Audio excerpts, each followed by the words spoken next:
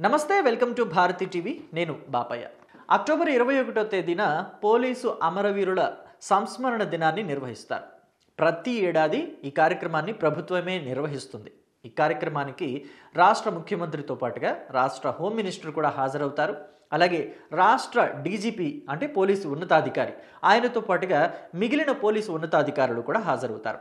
ఈ కార్యక్రమంలో భాగంగా గత ఏడాది నుంచి ఏడాది వరకు కూడా ఎవరైతే పోలీసు అధికారులు విధి నిర్వహణలో ప్రాణాలు కోల్పోయిన వారు ఉంటారో వాళ్ళందరికీ కూడా ఘనమైన నివాళి అర్పిస్తారు.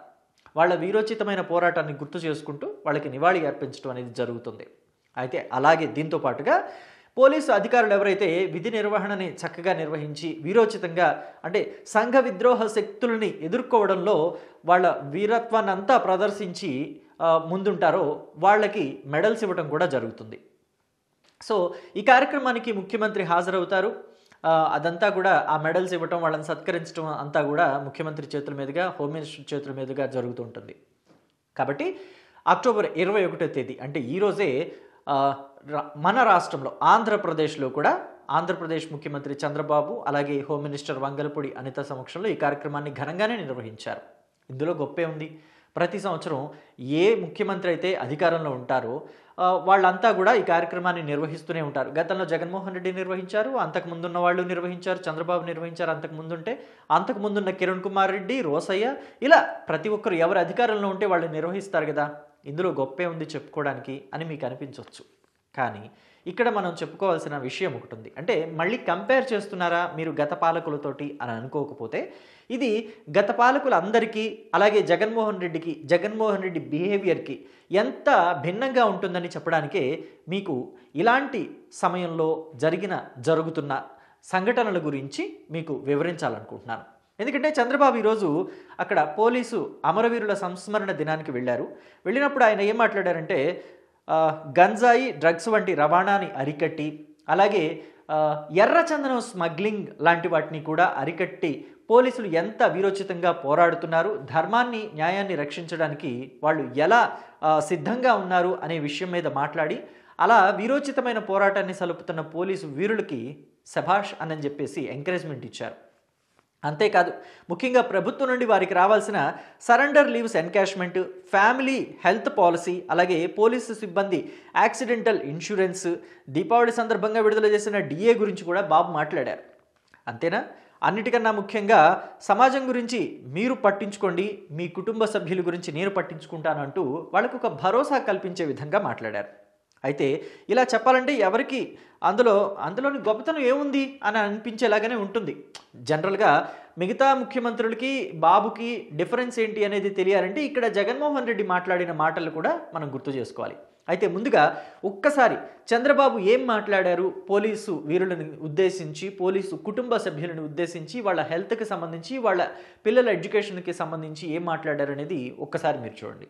నేను చూశాను పాస్టర్ ప్రవీణ్ మరణం. ఒక సిస్టమేటిక్గా చేసే పరిస్థితికి వచ్చారు. దాని మీద రెండు కుల మతాల మధ్య చిచ్చు పెట్టే ప్రయత్నం చేశారు. దానికి రాజకీయంగా సహకరించే పరిస్థితి, కుట్రబన్నే పరిస్థితికి వచ్చారు. చూశారు కదా.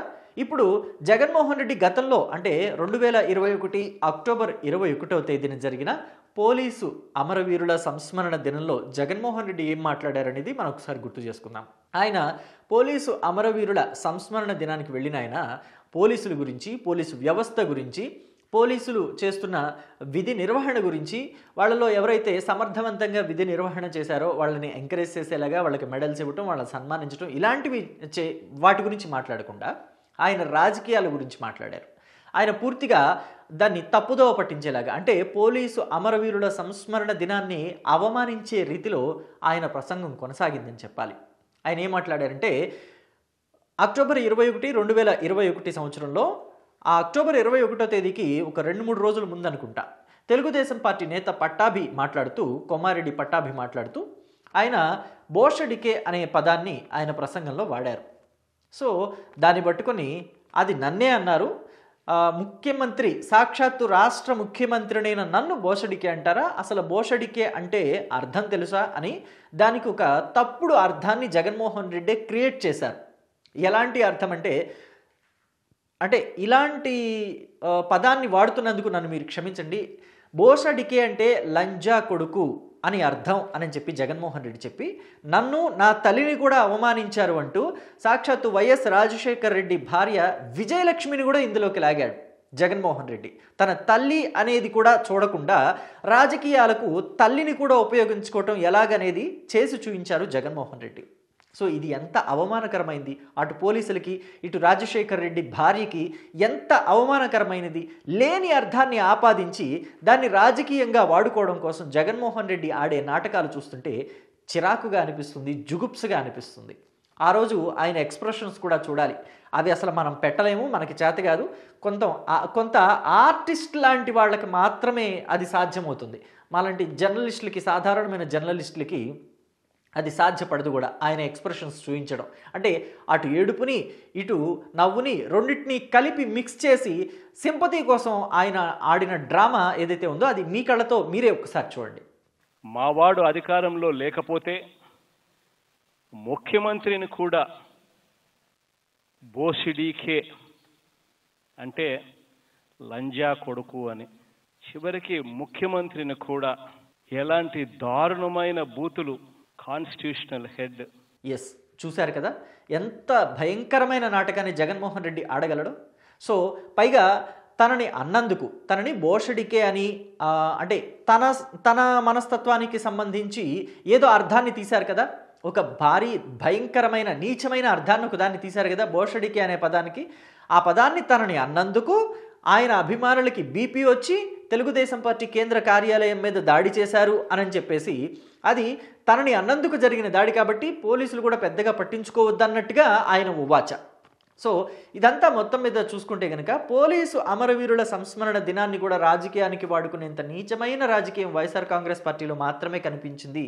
అంతకుముందు ఏ రాజకీయ నాయకుడు కూడా, అంటే స్వతంత్రం వచ్చిన దగ్గర నుంచి మన భారతదేశానికి స్వాతంత్రం వచ్చిన దగ్గర నుంచి, మన రాష్ట్రం ఏర్పడిన దగ్గర నుంచి ఇప్పటి వరకు కూడా జగన్మోహన్ రెడ్డి లాగా మాట్లాడిన నాయకుడు ఎవరూ లేరనైతే చెప్పొచ్చు. సో దీని మీద మీ అభిప్రాయం ఏంటి? పోలీసు అమరవీరుల సంస్మరణ దినంలో ఇలా మాట్లాడొచ్చా అనే దాని మీద కూడా మీ అభిప్రాయం కామెంట్లో తెలియజేయడం మాత్రం మర్చిపోకండి. అయితే ఆ రోజు జగన్మోహన్ రెడ్డి ఏవైతే మాట్లాడారో అప్పుడు ఆయన డిఏల విషయం గురించి కానీ, జీపీఎఫ్ల విషయం గురించి కానీ, ఏపీ డిఎల్ఐ లోన్స్ శాంక్షన్ గురించి కానీ, లేకపోతే ఎలక్షన్ ముందు జగన్మోహన్ రెడ్డి ఏదైతే ప్రామిస్ చేశారో సిపిఎస్ని వారంలోపు రద్దు చేసేస్తామని చెప్పేసి ఏదైతే ప్రామిస్ చేశారో దాని గురించి కానీ చెప్తాడేమో అని అనుకున్నారు. కానీ అసలు వాటి గురించి వేటి గురించి మాట్లాడలేదు. జస్ట్ ఏదో గతంలో ప్రభుత్వం, తెలుగుదేశం పార్టీ ప్రభుత్వం 2019 వరకు అధికారంలో ఉంటే వాళ్ళు ఏదో కేవలం ఒక 15 కోట్లు అప్పులు పెట్టారు, అంటే బకాయిలు పెట్టారు, అవి మేము తీర్చామని గొప్పగా చెప్పుకున్నారు అంతే తప్ప ఒక్క ముక్క ఎక్కువ తక్కువ కూడా చెప్పలేదు. కేవలం జగన్మోహన్ రెడ్డి తన రాజకీయ లబ్ధి కోసం మాత్రమే 2021 పోలీసుల అమరవీరుల సంస్మరణ దినాన్ని వాడుకున్నారు అని చెప్పొచ్చు. సో ఇలాంటి వ్యవహారాల గురించి, ఇలాంటి పోకడల గురించి మీ అభిప్రాయాన్ని మాత్రం కామెంట్ బాక్స్లో తెలియజేయడం మర్చిపోకండి.